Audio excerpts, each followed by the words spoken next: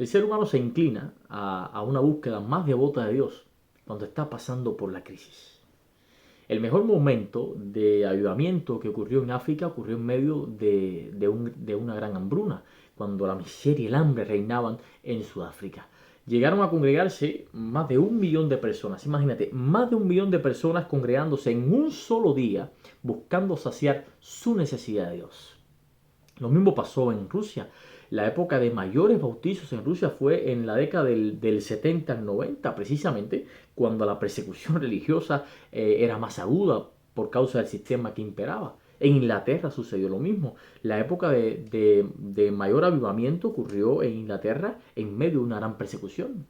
Pero yo no sé qué pasa, que cuando tenemos nuestras necesidades básicas suplidas, cuando el negocio va mejor que nunca, cuando tenemos suficiente crédito, suficiente bono, suficiente saldo, entonces algo comienza a suceder en nuestras mentes, que nuestra visión de Dios se empaña.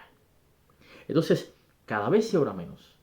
Entonces solo ocupamos un breve momento para leer la Biblia y en el mejor de los casos lo que más leemos son los salmos porque son los libros o es el libro donde hay promesas más lindas, porque es una lectura mucho más atractiva, más entendible, más alentadora. Los otros libros también hay que estudiarlos, pero bueno, ya eso requiere más tiempo y no tengo tiempo.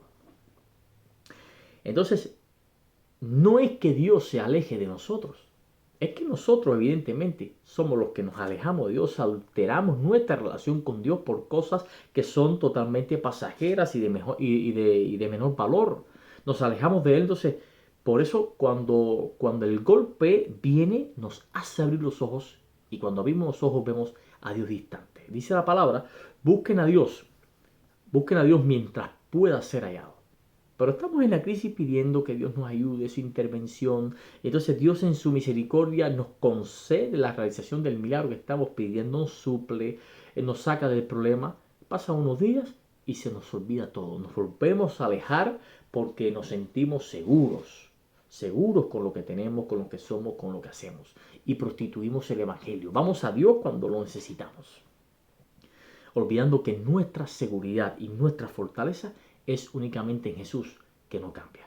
Por eso, amigos, si Dios tiene que permitir una hambruna, si Dios tiene que permitir una pandemia, una situación difícil en tu vida, para que tú te despiertes, para que sus hijos despierten de este letargo, lo va a hacer. Dios no es quien provoca, Dios es quien permite. Y es curioso que los mayores milagros del pueblo de Israel ocurrieron precisamente en sus peores momentos o en los peores momentos de su historia. Mira, mientras fueron bendecidos, se quejaban de todo, murmuraban de todo. No bastaba la columna de fuego, no bastaba el maná que caía, no bastaba la nube que los cubría el sol, no bastaban las batallas ganadas, los mares abiertos, la roca que daba agua, nada de eso bastó.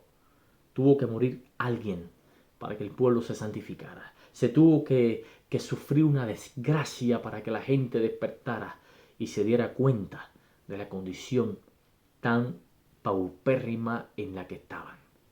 Amigo, ¿por qué hay que esperar la crisis? ¿Por qué hay que esperar el problema para volvernos al Señor?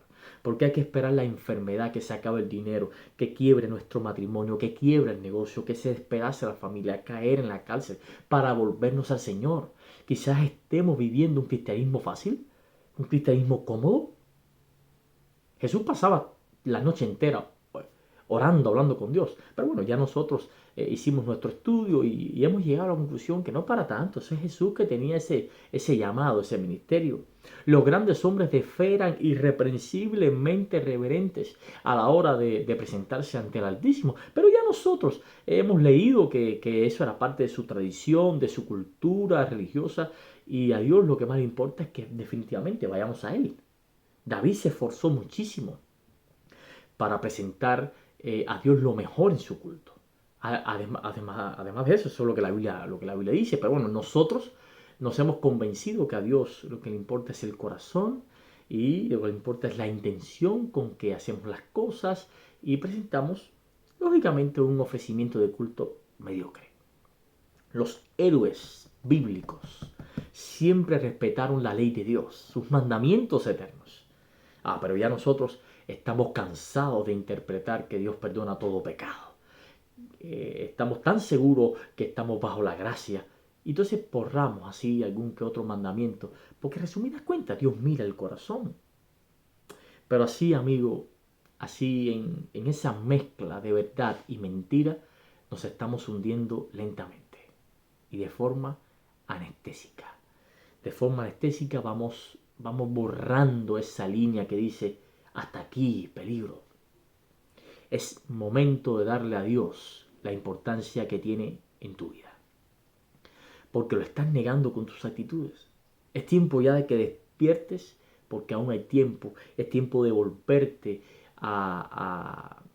o de volver a poner color a los límites que ya borraste. Si morimos por Cristo, dice Pablo a su amigo Timoteo en su segunda carta, si morimos por Cristo también viviremos con Él. Si soportamos sufrimientos por su causa, compartiremos su reinado. Si le negamos, Él también nos va a negar. Ahora, si somos infieles, Jesús permanece fiel, porque Él jamás rompe su promesa. Él no puede negarse a sí mismo. Dios te bendiga y te abrigue siempre, y que el Eterno te acompañe.